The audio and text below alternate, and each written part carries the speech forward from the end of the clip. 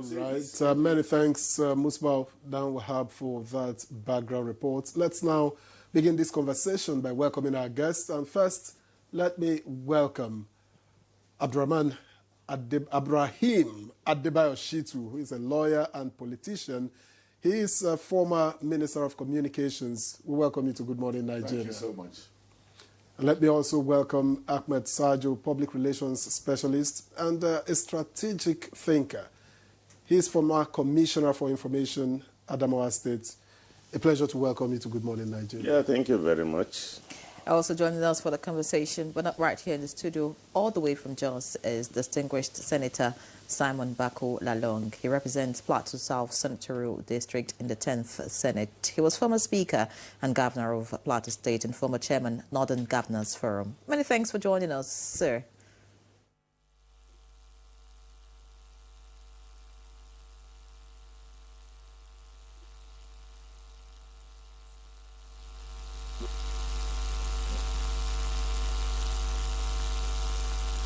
All right.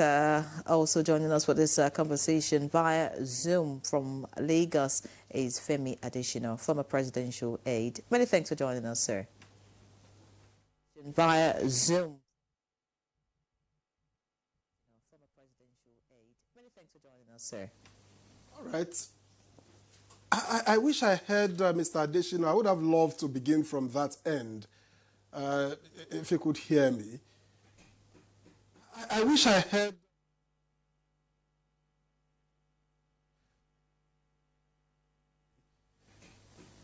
I wish I had Nigeria. I choose to begin with you because being former spokesperson to the former president, you had a bit of a personal relationship with the man. More than most, I want to believe, because you have to take personal briefings at times and all of those. Seeing the emotions, seeing the speeches at yesterday's special FEC session, would you say this resonates or resonated with what you knew about him? Was it on a personal note, what they talked about, or as a professional? How would you describe the tributes at yesterday's FEC session? Thank you very much. What that FEC session showed me was that there are some truths that are now universal about the late President Muhammadu Buhari. Each person that spoke and I listened to, I just told myself, oh, it's like this person knew the president personally. And I knew it was not so. So what that tells us, what it shows us, is that some truths have become universal about him. When they talked about his honesty, his forthrightness, his simplicity, his humility, everything was just in line with the man Buhari. So it was a good session. It was a session that made one to be proud of the late president once again. Many thanks, Mr. Adesina, for your opening comments. I would get back to you. Let's now return to the studio and hear from our guests right here about the late President Muhammadu Buhari. I'd like to get to Abdurrahim Adebayo Shitu, now former Minister of Communications. I mean, Femi Adesina thinks that some truths about the former president are now universal. I would like you to share with us, well, what you think about the truth is him.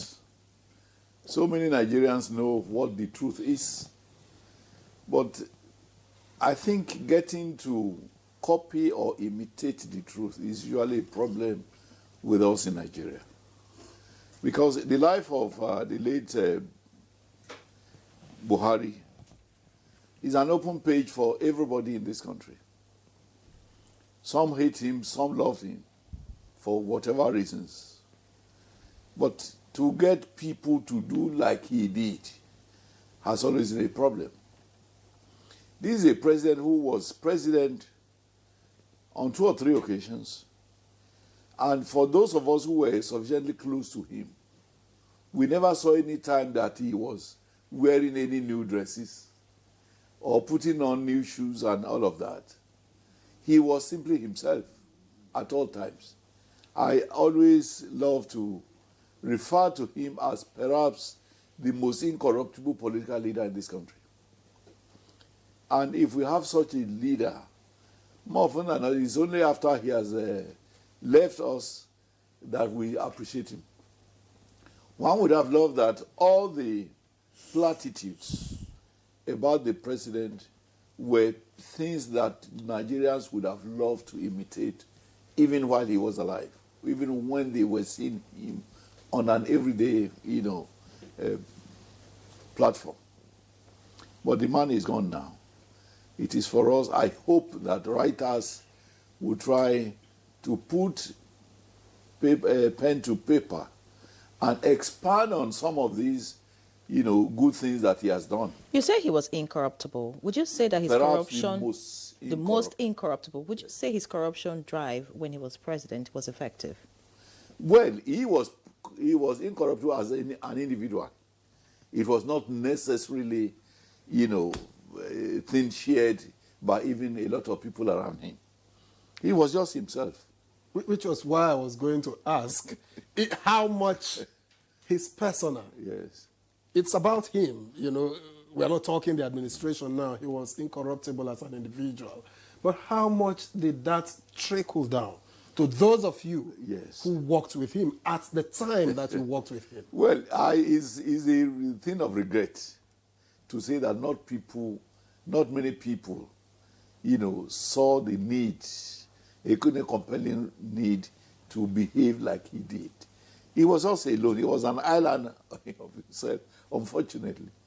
There were so many people very close to him, particularly, and I say this with all due respect, people who were even relations, people he brought together to assist him in his government.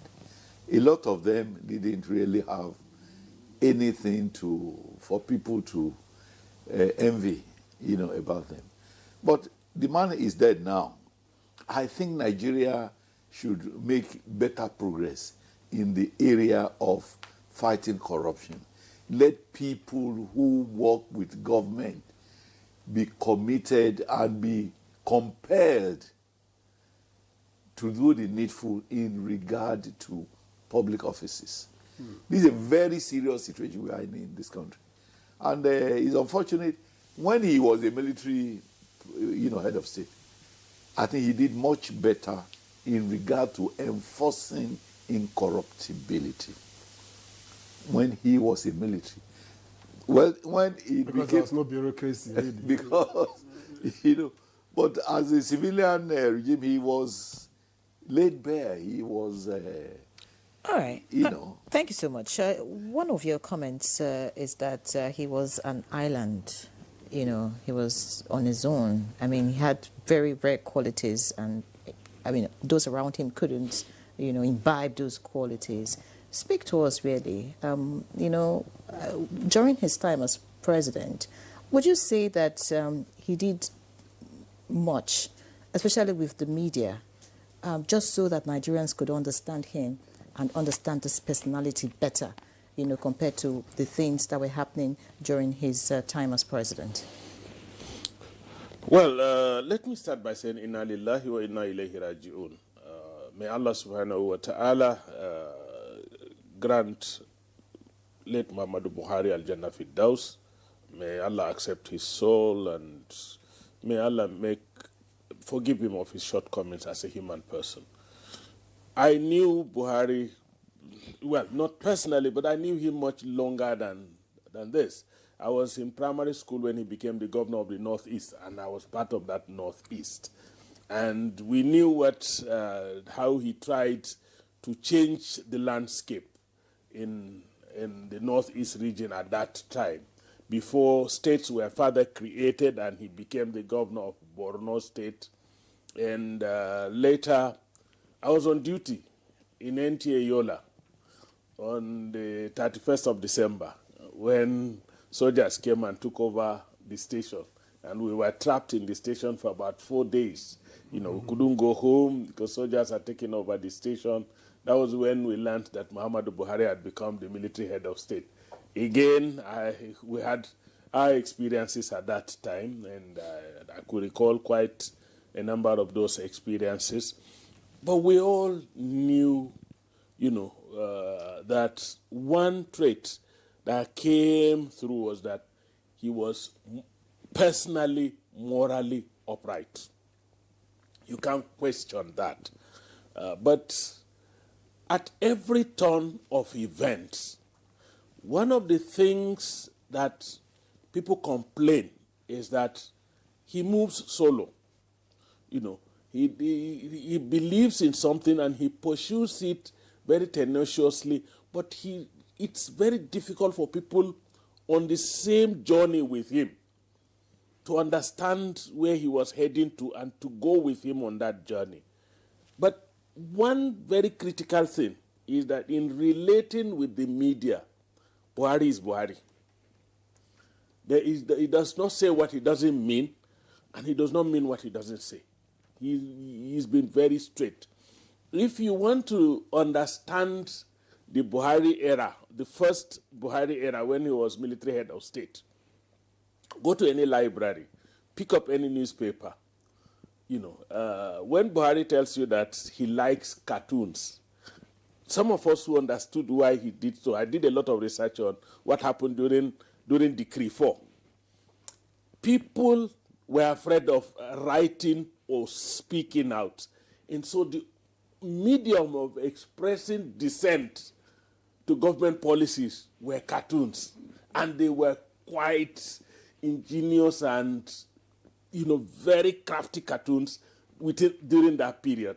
And so he himself, as head of state, began to enjoy some of the cartoons because these were the only means through which people could express dissent at that time. But he related very well with the media. He related very well because he just came out himself, and the media, kept feasting on it. You remember his word when they put pressure on him as to why his spouse was saying a different thing from what they wanted. Look at very simple, witty, and straightforward, and he made a statement that became a catchphrase in the entire country till today. So that kind of person, that's the kind of person all right. when it comes to engaging the media. Thank you very much. Let's quickly get to Senator Simon Lalong, who's joined us from Jos. Good to see you again, distinguished Senator Lalong. Now, you yourself are a northern leader, and I'd just like to find out from you, in your opinion, how the late former president's presidency influenced politics and governance in the North.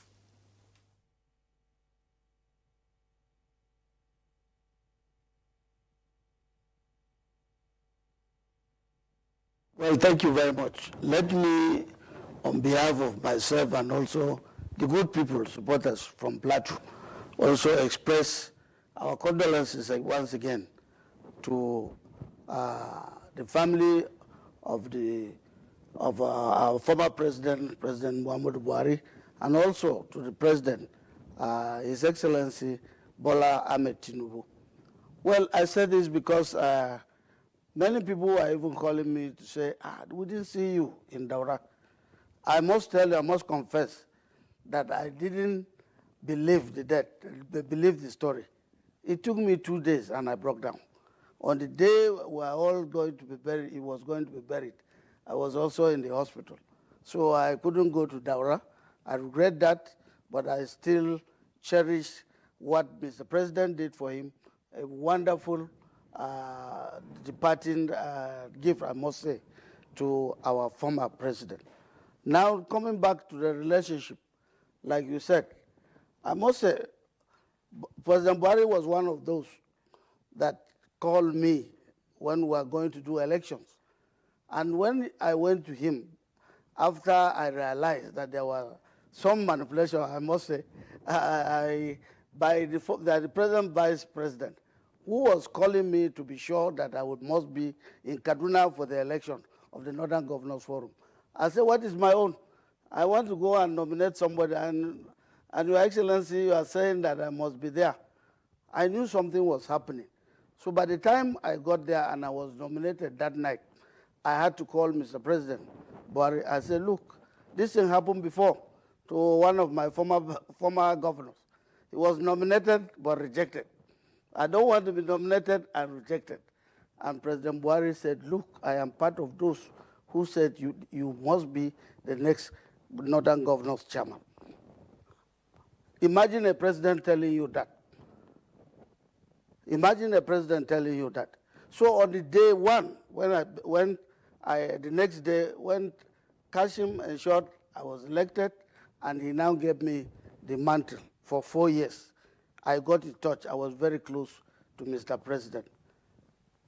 After that, nominated as a DG campaign for Kashim, for Tinubu and Kashim, brought me again more closer to President Buhari. I can go on and tell you some of the aspects of this relationship that I will say were some of these things that influenced a lot of things that I did when I was governor of Plateau State, because I saw him as an idol. I saw him as somebody that you copy in the way of his simplicity. Let me tell you, those who travel with him will tell you, anytime you are invited to travel with Buhari, President Buhari, to any country, you know that you are also going to be in trouble. We always whisper with ourselves and say, wow, by the time you get into the plane, what he does is that he will not leave where you are sitting. He will leave his place and come and sit with you until you start sleeping. That's when he will leave. There was one who was there with myself and 2 governors. And so we were so tired. He came, sat down, and we were discussing. What we did was I pushed my leg. I said, let's feign that we are sleeping. We felt that we were sleeping. And he said, you people want to sleep? We said, yes, sir. Then he left. After we had not slept for about 1 or 2 hours, and he came back again. When he came back and woke us up, I said, what? We had not slept, sir. He said, sleeping what? He said, you told me you were going to sleep. I am back again, and back to discuss all your states. That was opportunity for you to be free to discuss everything you had in your state. For me, he came 3 times. All the places in the north each time. If there was trouble, he would call me. He would say, Chairman, there is trouble in Zamfara. Chairman, there is trouble in Katsina. What are you people doing about it? And when we got, in terms of the economic aspect, the oil well at Kolmani, that was the one that we pushed. We pushed heavily to the point where, before his exit, he ensured that it was commissioned. He made sure that all northern, the NDC, all the outstanding salaries and everything were paid. And he also got in touch with so many things that I can't say on this television. Now let me put the other humanitarian aspect. You know the law on disabilities. We copied the one from Plateau State. He came, he called me and said, look, I learned you are doing very well in disabilities in Plateau. I said, yes, sir. He said, what is the magic? They are saying they want the same repeated here through the Honorable Minister Sadia. I said, well, we can do that. And when we brought the law from Plateau State, copied it at the national, he now said, look, go and bring that you are DG in Plateau. We'll appoint him as the national coordinator of the Disability Rights Commission. And that was the same person I brought. What about the young, not too young to run? When they came to me and said, look, help us, when the young people were already putting the law, he said, oh, you want the young people to run? I said, yes, sir. He said, you want them to run? He said, yes. Where is the law? I said, the law is coming. We're pushing it to you. We pushed it to him, and he signed. Although that caused problem for me, too, in my house. Because the day the law was signed, my son was challenging me that I should pack and leave because this is their time. This is their time to start running, to start running. And Buhari, anytime you come to him, you sometimes don't predict. Because at the time that you are thinking that you are coming to meet a military leader, he will change. There was a time he called. I was wondering why he was calling me. They say he wanted to see me. I was even afraid. When I got it, he said, he usually calls me the man from the rocks. He said, from this you are rocks. When you get back to the rocks, you don't want to get out of the rocks again. The first question he asks is, why don't you come to see me? I don't see you frequently here, Governor Plateau. I said, sir, but you told us not to be disturbing you. You told us not to be disturbing you. You said we should not ask you for appointments because when we do appointments in our various states, nobody bothers, or we don't discuss with you. Then what he said, no, you will be wrong. I want you to frequent this place. Bring all your problems. Bring all your problems. And that day was when I went there. The day I went there, I came out with something. 3 appointments. He said, bring anything that you want. I gave him 3. I said, these are 3 proposals that I have been fighting to get. He said, bring them. I brought them, and he signed. All of them were appointed. So, in terms of simplicity, it was one side. His spirit about fighting corruption was very, very, everybody will tell you that it was factual. I say factual because anybody that told you, that will tell you that Buhari was pretending when he was fighting corruption, that person is not a Nigerian. I don't think... Many thanks, Senator Lalong, for your response to that question. Very interesting, you know, I mean, the relationship you had with the former president. But, you know, you mentioned something about security and him asking you about the situation. That's often one area critics point to when they want to talk about his time as president. They talk about the economic and security struggles. Would you say that the former president did enough in these areas?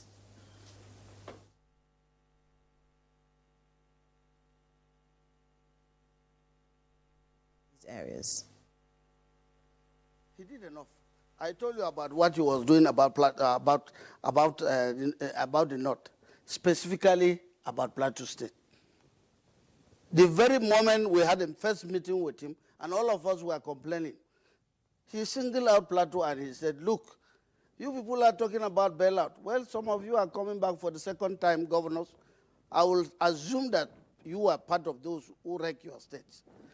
But for this young man, he pointed at me. He said, for this young man, Plateau, I wonder what you are going to do in Plateau. Because your state is bedeviled, you are inheriting crisis, and I've seen your account very empty. I don't know what you do. Well, for people like you, I will do bailout. And that was when he started the process of bailout. And true to that, when I came in, you realize that within 3-4 months, we were able to summon all the troubles in Plateau State. Everything he said that is possible, he said, please feel free, Mr. Governor. Feel free to tell me I want peace in Plateau. I live in Plateau State before I became military head of state. I bought my first plot of land in Plateau State, and my dream with my late wife was that we were coming back to live in Plateau State. Each time I meet him, I remember these words. He said, I bought my first plot, not with my money, not even in Daura. I bought my first plot in Plateau State because of the weather and because people wanted to live in Plateau State. Please ensure that you bring back sanity to Plateau State. So we did our best. And you remember that he came to Plateau how many times? Every time there was crisis, Buhari will come. At one time, there was crisis in Plateau State. The vice president, he sent the vice president to come. The vice president came, slept, took every complaint. The next day, the vice president was going, I was at the airport. There was no need for him to come again. But when we saw the vice president at the airport, the vice president left. I was going to drive back, and the GOC called me. He said, look, you have to go back. I said, what? He said, I have another signal. I said, what is the signal? That Mr. President is on the way to Jos again. I said, the vice president was here 2 days. It's enough. He said, no. President said he was coming himself. And indeed, he came himself. Because of the challenges, he provided so many security outfits. Is it the rescue barracks, Air Force? Is it the Air Force mobile stations that he created in Plateau State?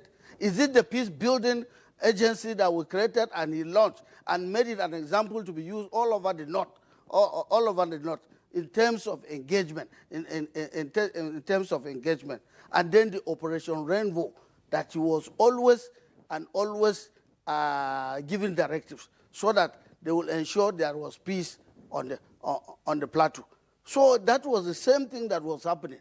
When we came, you remember Borno, the Boko Haram. How he addressed Boko Haram in Borno, and then the situations in the Northwest. All of them were challenges that Buhari concentrated on. And he said, look, all these things are about poverty. Let us ensure that we take people off poverty. Now, by the time you take people off poverty, also ensure that in your various states there is fairness, equity, and justice. And justice. That will be the guiding principle in addressing some of these insecurities. So for me, I can always say, people are calling us, they say Buhari's children. Some will even say Buhari's cabal, Buhari's this, Buhari's that, Buhari's that. I will tell you that I don't regret working with President Buhari all my time until I left him. The regrettable aspect was that 2 days before he left, I think 2 or 3 days, somebody went to visit him in Kaduna, and he came back. The senator, he said, look, you better go and see Baba. I said, what happened? He said, I went there, and immediately I went to see him. He asked me, how is Lalong doing in the Senate? Imagine somebody asking after you like that. So I was preparing to go to see him when they said he went to the UK. And unfortunately, he didn't come back. May his soul rest in peace, and may God grant him pardon for all his sins. Thank you very much, Senator Lalong. Thank you. Now, let me get back to Mr. Adesina, Femi Adesina, who is joining us via Zoom. Now, I made the point earlier that you had one of, the vantage positions being a close aide of the then president. And I want to ask, in his quieter moments, what exactly did he reflect on the most? Was it about leadership? Was it about legacy? Or might it be, office itself, the weight of office? Thank you very much. I had the privilege of being given a rain check that I could see him anytime, whether in the office or at home. Of course, if I saw him in the office, it would be for official issues. I don't take private issues to him in the office. If I had a private issue, I just wanted to sit and talk with him, I'll go to the house in the evening. And we had very private moments where it was only me and him. I know one thing that bothered him was that too many people were deviating. I remember the night he lamented, said, we have come to do this job. We have asked these people to come and do it along with us. Now they are here. They are just serving themselves. I pitied him that night. My heart went out to him because they are not everybody. I think it was former Minister Shitu that said that before. Not everybody bought into his principles, particularly about service and about anti-corruption. Some people were just there to serve themselves, just as the president lamented. So that used to worry him a lot. And then another thing that used to trouble his mind was legacy. Legacy. The president felt concerned about the legacy he was going to leave, and he was determined to make a difference. usually will talk about legacy. I remember there was a time prices went up, skyrocketed in the country, and there were complaints. So that night I went to see him. Mr. President, things are difficult. People are complaining. He said, I know, because people from my own constituency who can reach me are also telling me. He said, we have this opportunity to make a difference in the country, and we are resolved to make it. So making a difference was uppermost in his mind. He felt that what he had was a divine opportunity to effect change in the country. And so it was uppermost in his mind at all times. Many thanks, Femi Adesina. Let's return to the studio now. Maybe I'll get to Ahmed Sajo this time. I mean, so many comments about all that the former president did and, you know, beautiful things, really. But would you say that he did so much to unify the country, you know, during his time as president, especially because, I mean, we're beginning to see increasing ethnic and religious tensions in different parts of the country.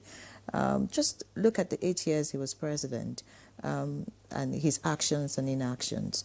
Did you say it promoted unity in this regard? I must say that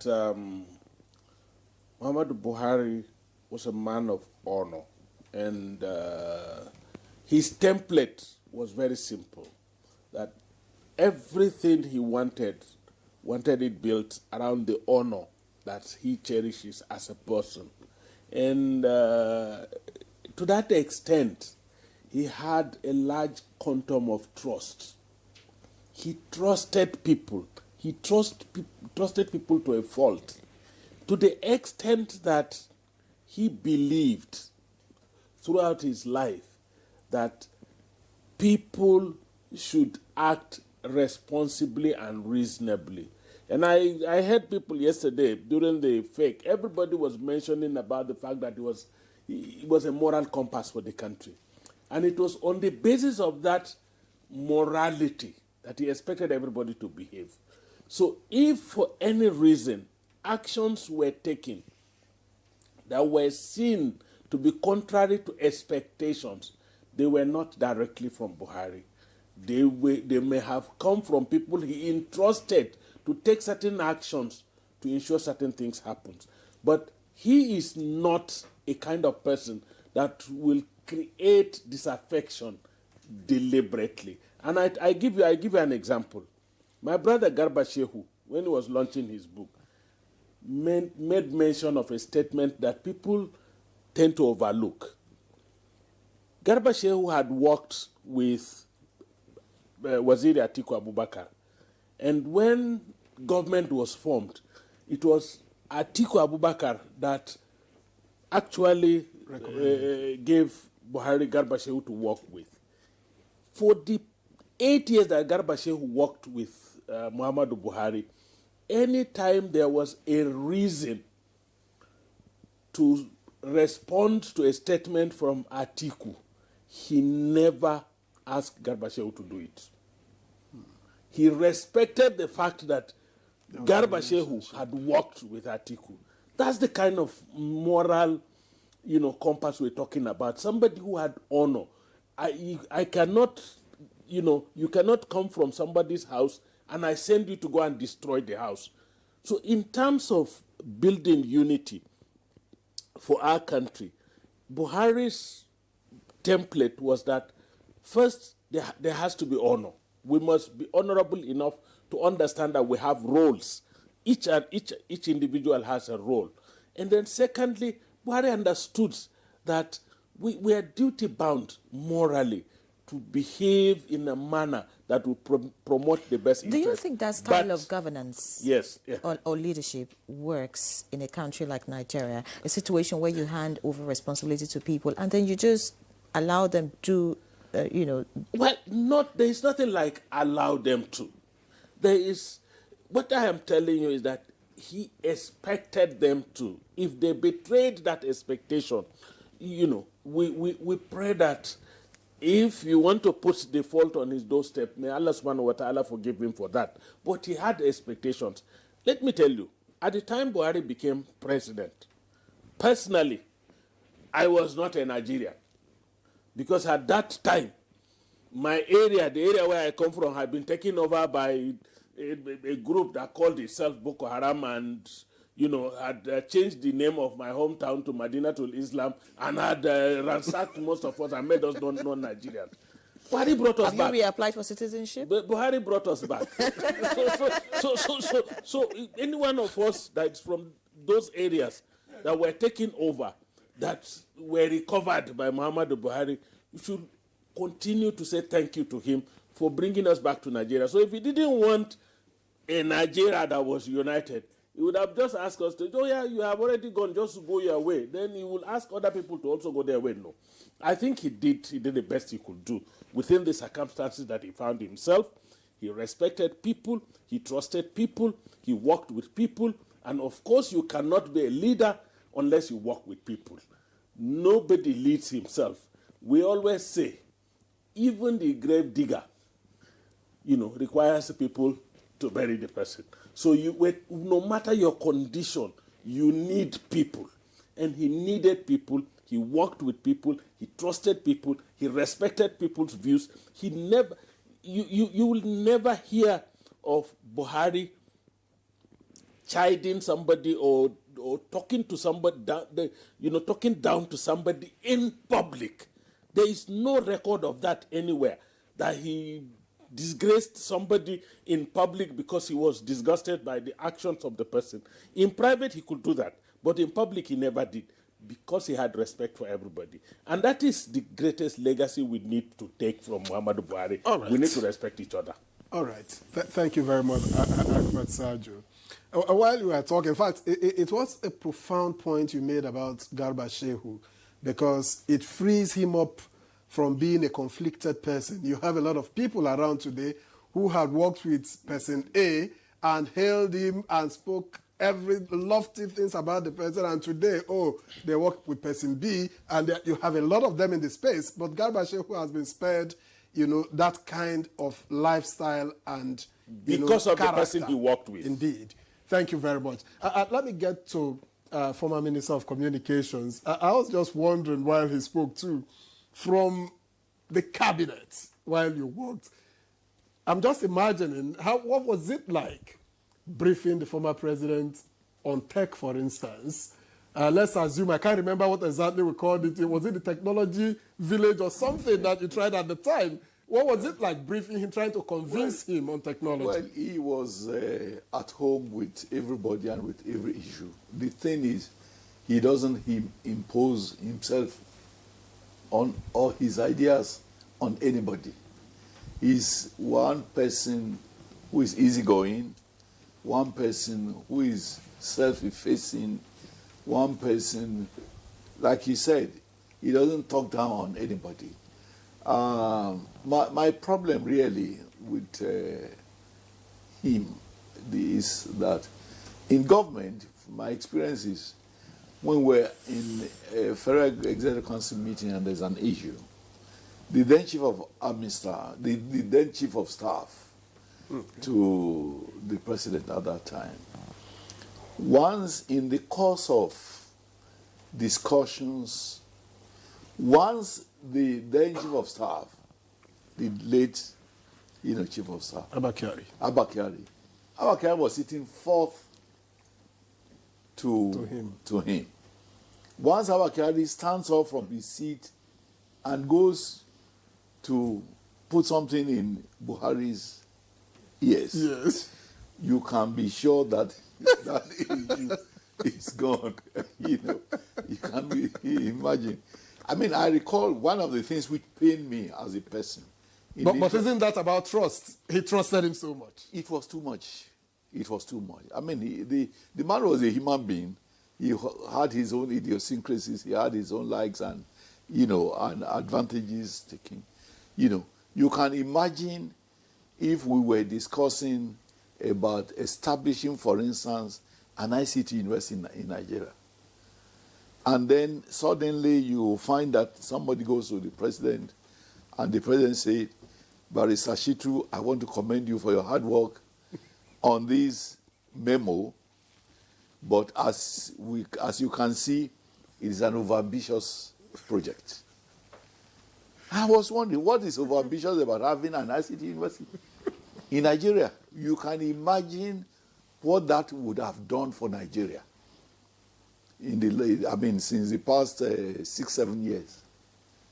Having had, if we had succeeded in having an ICT university for the past 6 years. We have one on transport. We have one on transport, and in fact, between that time and now, we've had more than 20 new universities. I don't think there was any which was as important or as critical to national development and youth development as an ICT university. Unfortunately, it was frustrated. I had another experience, personal experience. I discovered that in Nigeria we have the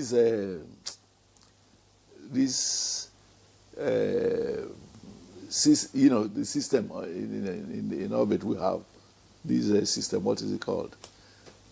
We have. I've forgotten. One of our agencies has just one satellite in orbit. Okay. We have just one satellite in orbit. If a country as big as Nigeria has only one satellite in orbit, even government agencies will not patronize that agency. They would rather go to Asian countries where they have extra satellites, so that when one, gets destroyed or collapses, you have an extra. It's just like you have a transport company, flying Lagos, Abuja, and for such a company not to have extra tire. Can you imagine a transport company not having extra tire? Who would patronize them? Because if one tire bursts on the way, you'll be stuck. But I went to China at that time. I went to negotiate with the satellite, those who manufacture satellites. I wanted 2 extra satellites so that adding those 2 to 1 will make us comfortable, and then we can appeal to Nigerians to patronize Nigeria Satellite Company.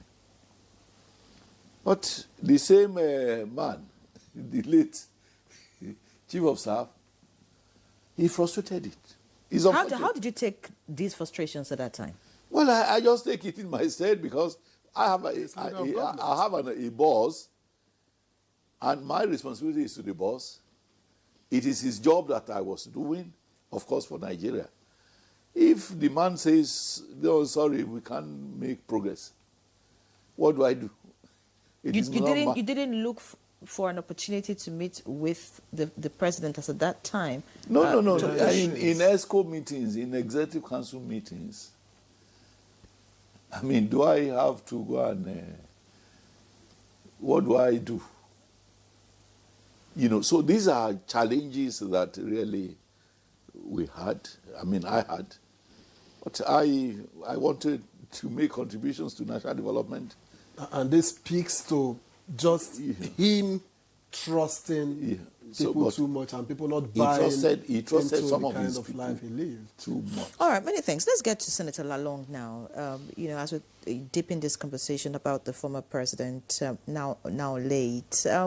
Speak to us about, some of the foreign policies as at the time, the late Buhari was president, and how that shaped the perception, of the international community about Nigeria. And, speaking about perception, would you say that his time as president, he was understood? Do you think he was understood or misunderstood even by Nigerians?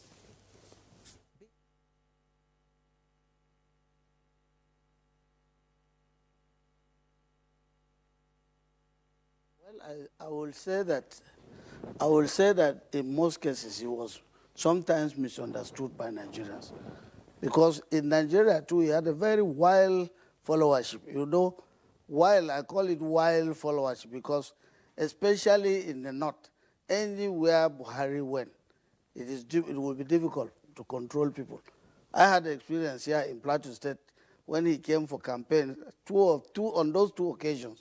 We even lost people in the stadium because the security could not control the crowd that were going. So that is to tell you, the poor man's, the average Nigerian's perception of him.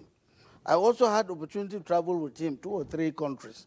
The first one was the invitation by President Donald Trump in his first, when he came in first as a president.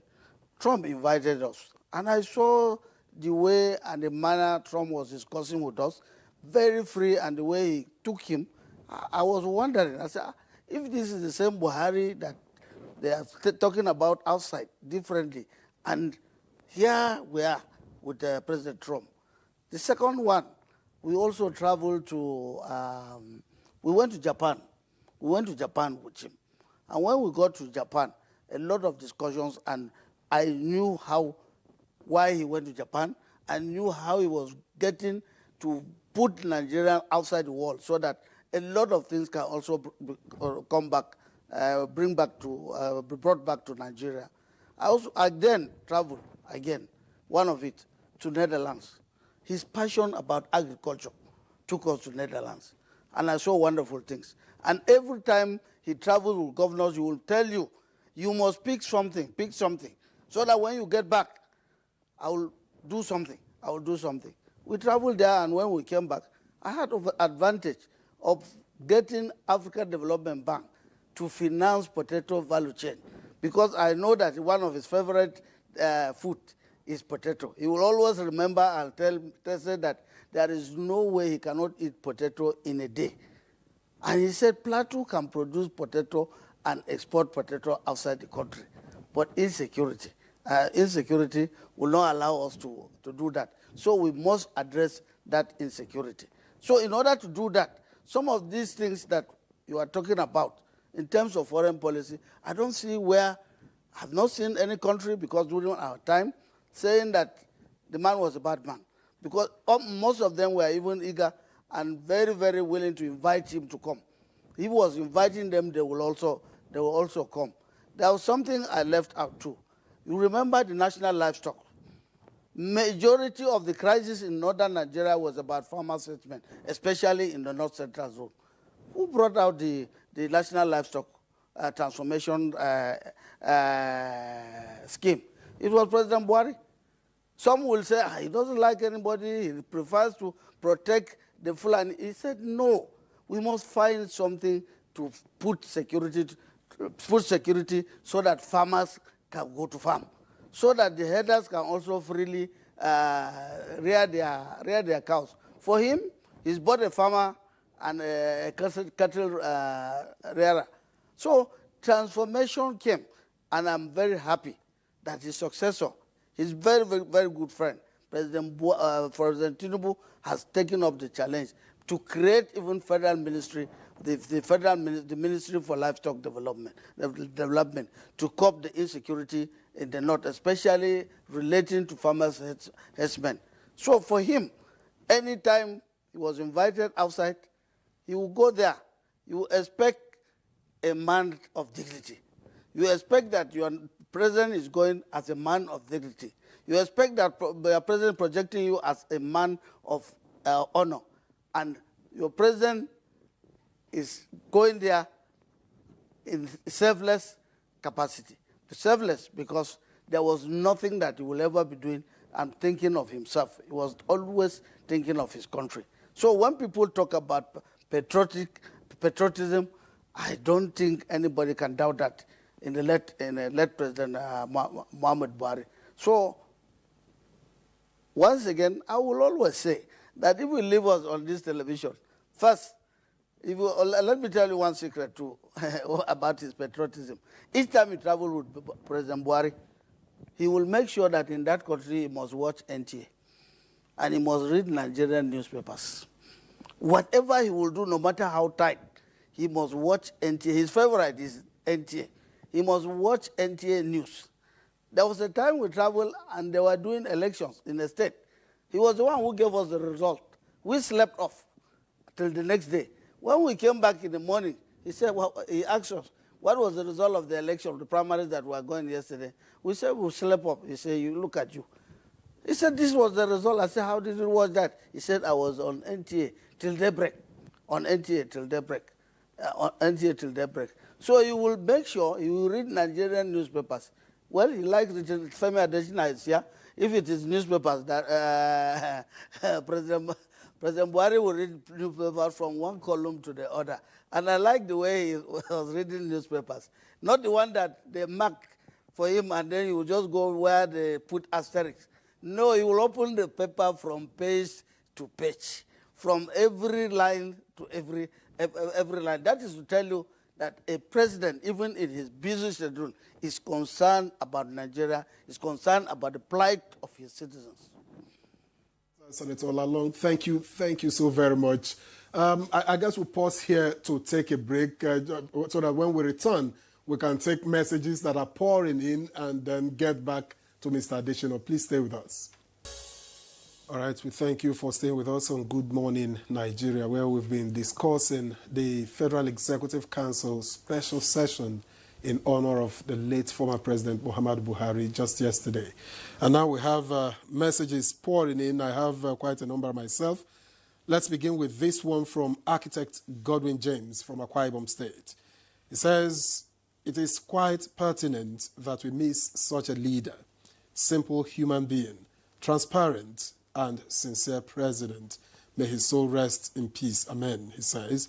And from Yusuf, PMB was a good man.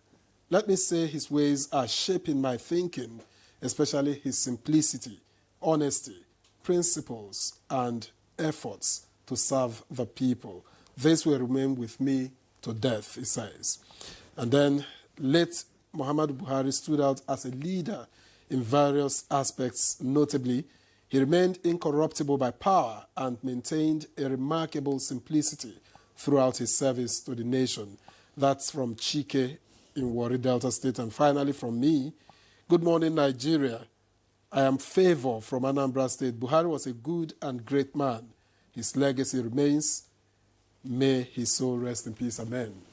All right, some more messages that we have.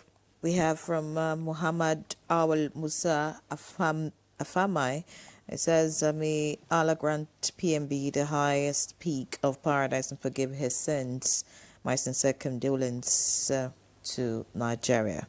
May Almighty Allah grant him paradise. President Muhammadu Buhari, former President Muhammadu Buhari, was a gentleman, well-disciplined man who had zero tolerance for corruption.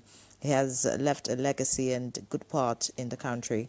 May Allah accept his soul. That's coming from Nora Maska in Lagos. Another one says, the man Buhari is an incorruptible leader who tried hard to reposition things in the best way he can. He died a fulfilled person. Today, we're remembering the good things he did. May his soul rest in peace. Another message here from Kwara State from Abdul Ganiyu Suleiman says, late former President Muhammadu Buhari was a man of integrity, a symbol for the politicians to emulate. He was a man of simplicity. He did so many good things in this country. He lived a worthy life. Many young Nigerians benefited from the Empower program, conditional cash transfer, traders money, etc. Another one says, political leadership is about servant leadership towards upholding the social contract. Leaders in various levels of responsibility should emulate late Buhari's style of leadership to build an enduring Nigerian state. And that's from Ben Ozo. All right, let's get to Mr. Adesina again. Now, communication was one challenging aspect of the Buhari presidency, for many. And I'm going to ask, with the benefit of hindsight, what might you or the administration have done differently, in bridging the gap between intentions and public perception? Thank you. I doubt if anything could have been done differently, because President Buhari was very reticent. He would not speak. And he had his issues with the media, the carryover was still there. One day he told me, you know, I've parted ways with the media long ago, so you go and sort it out. That was his attitude. When you responded to things in the media, he will love it. There was a day I was on a television program on a Sunday, and he was watching. I didn't know. On Monday morning, he saw me. He said, I saw you last night. I saw how fast your brain was working. And he said, thank you. Thank you for defending me all the time. When you did the work for him, he appreciated it. But he himself, no. He said he had parted ways with the media, and you see that he will rarely talk to the media. He would prefer to talk to us, and we talk to the media. So you have to make the best of it. It was his style. You need to understand the style of your boss. And as a spokesman, you need to understand that you are not speaking for yourself, you are speaking for your boss. So if your boss will not speak, like Donald Trump will tweet and do all that, that's his downsides. But President Buhari is on the other side. You now need to know what his mind is. And when there's a major thing, I'll go and sit with him. This have happened. What is your thinking? So when he speaks with me, I then can speak to the country. So that was the kind of person he was. He could not have done it better with the media, because the media stung him long ago. The 2.8 billion naira thing that they alleged was missing under him as Minister for Petroleum.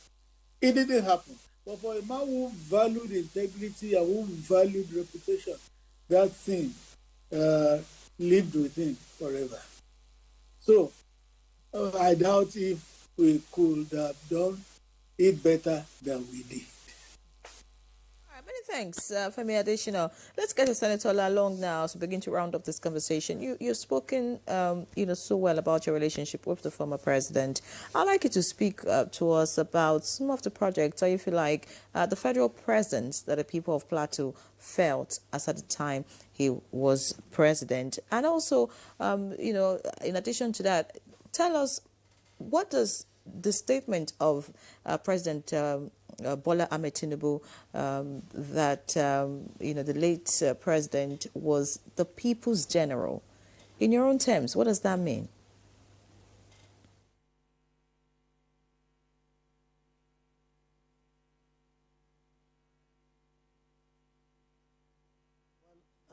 Thank you very much. When you say somebody is the people's general, that means he's not only commander-in-chief of armed forces, he's commander-in-chief of opinions, public opinions, and then the followership, the leader of the party at that time.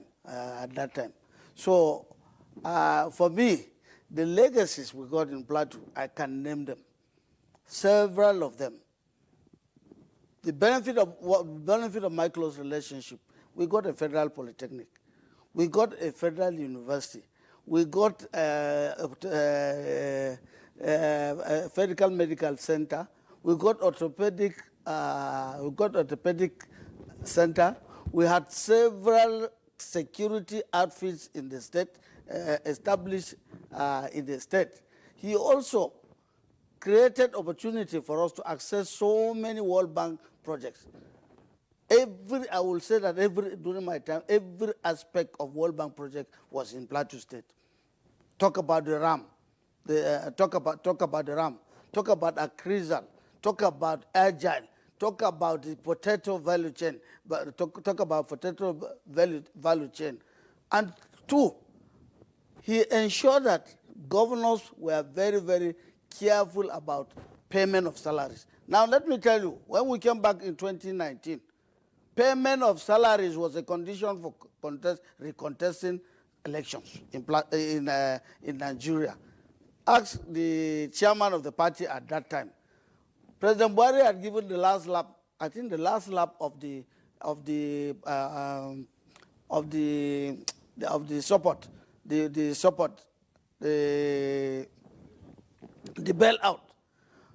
But before they paid, he realized that, and within 2 days, he called MFLA. He said, stop that payment, stop that payment. And he stopped. He said, wait for my new directive.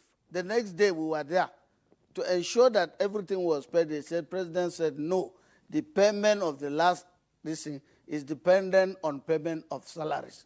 And so they called all the unions were invited. For you to get your payment, your union leader from your NLC chairman will come and say whether you paid salaries or not. You have been paying salaries or not. That one aspect that I was very happy with it. Very few of us made up the line because many governors went back, no money. Because he said if they don't pay, take the whole money, go back and pay. So that is telling you his concern also about workers. He was very, very concerned about workers. So that day, when he said that, he said, look, come and sign. And I saw wonders. We didn't know that all the NLC presidents were there inside the room. They called my own. They said, Plateau. I said, yes. Come and see your money. I came. How much? 10 billion. Where is your NLC chairman? They said, yes. I said, can he sign? He said, yes, he can sign. I said, why? He said, he has paid all our salaries. But today, part of it is that if we follow the legacy of Buhari, we will not have outstanding salaries. If we follow the legacies of Buhari, I don't want to come and start talking about what President Buhari, what President Tinubu has done as the DG of his campaign. I don't want to talk about the incentives, talk about everything. So I will say that it's the same thing, the legacies by his friend he's doing. And he has taken beyond that. Because when we left, the allocations that are going into the states are now almost threefold. So we expect that if people are committed at the subnationals to also follow the threats of Mr. President, to ensure that these things are paid, salaries are paid as and when due, projects are in every state like he was monitoring. Because when we get back to elections, let it be the yardstick, like President Buhari did. Let it be the yardstick for contesting election. Otherwise, we'll continue to have poverty in different aspects, and then we blame the leader. We should not be blaming President Buhari, and we should not be blaming President Tinubu, because we know what they have done. So if they have done, and with this kind of scheme, let Nigerians also show some kind of resistance when people are not doing the same, when they are not carrying out these same regulations or orders. So this is one important thing, legacy that Buhari left. So when you come back to the issue of corruption, like I said, because of the bailout scheme, all of us concentrated and everybody knew that if you mess up, President Buhari will jail you. From that we saw people, even former governors were jailed. If former governors were jailed, how can you say that he will spare anybody? So everybody ensured that you follow. We may not have followed exactly what he was doing because it is different. It will be difficult, even if you ask me today, for many of us to put ourselves in the shoes of the late president. It will be difficult in terms of his character, in terms of his honesty, in terms of his patriotism to Nigeria. Along, we thank you very much for your contribution so far. Let's get back here in the studio and to Barrister Abdurrahman. Abdurrahim. Why do I keep mixing this up? All right, Abdurrahim Shitu. Now, looking back as one who worked with him closely, would you say that the late President Buhari empowered his cabinet members to speak truth to power, or was it just a top-down approach? Well, it was never a top-down issue. The problem is with the individuals concerned. President Buhari didn't prevent anybody from speaking out. He gave everybody, an easy ride, as it were. I mean, even when the then Minister of Women Affairs pledged open loyalty to an opponent, he kept her in the cabinet. She did that. She saw out that term. Well, Buhari has been Buhari.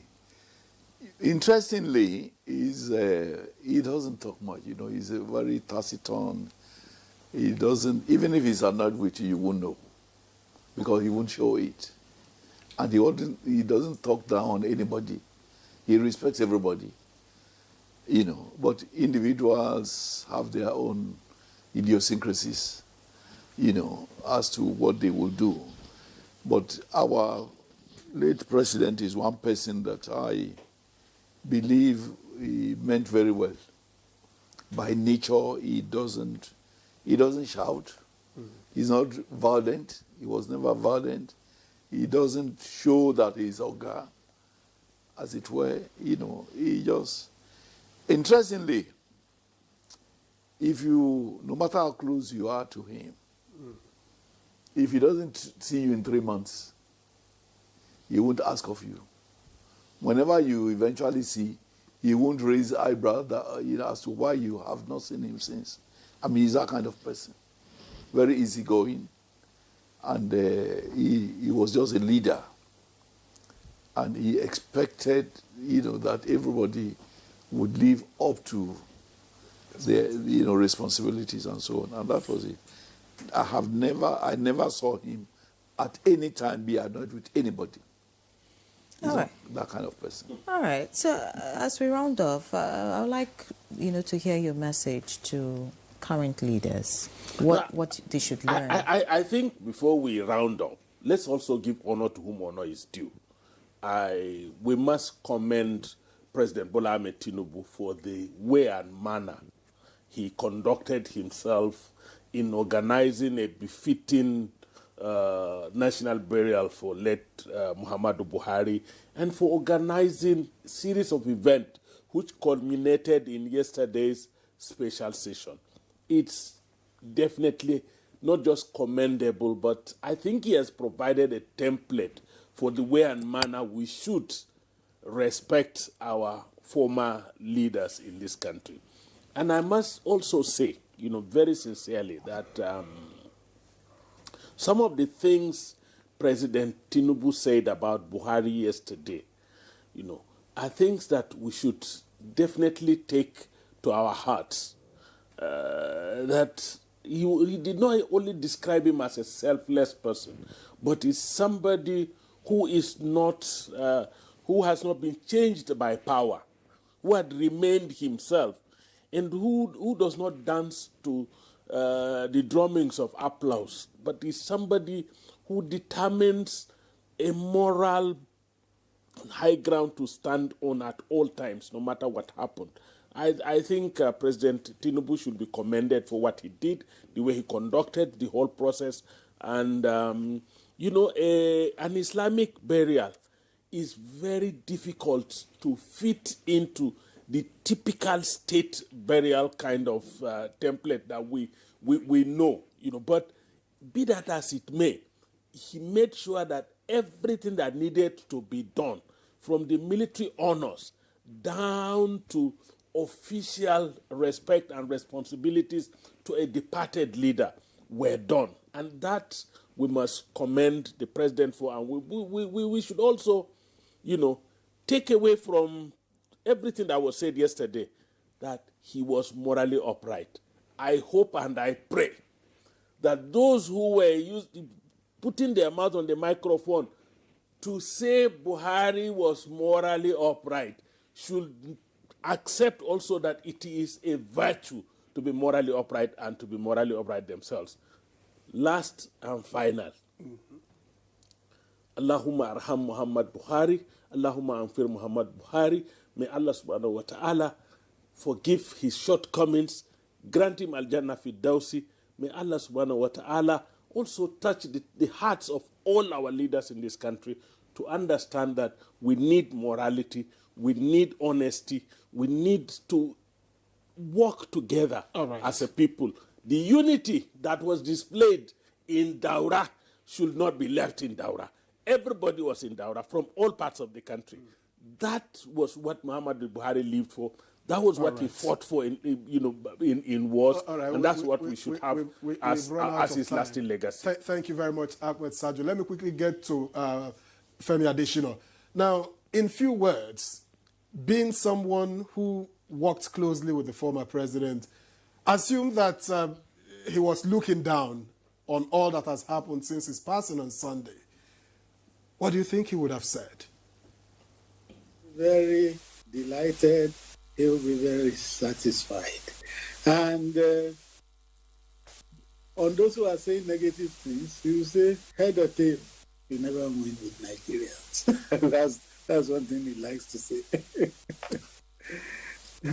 But by and large, he will be quite delighted with what has been done to him by the government and by those who love him. Thank you very much, Femi Adesina. Senator Lalong, would like to hear your final words about the man, former President Muhammadu Buhari, in 30 seconds.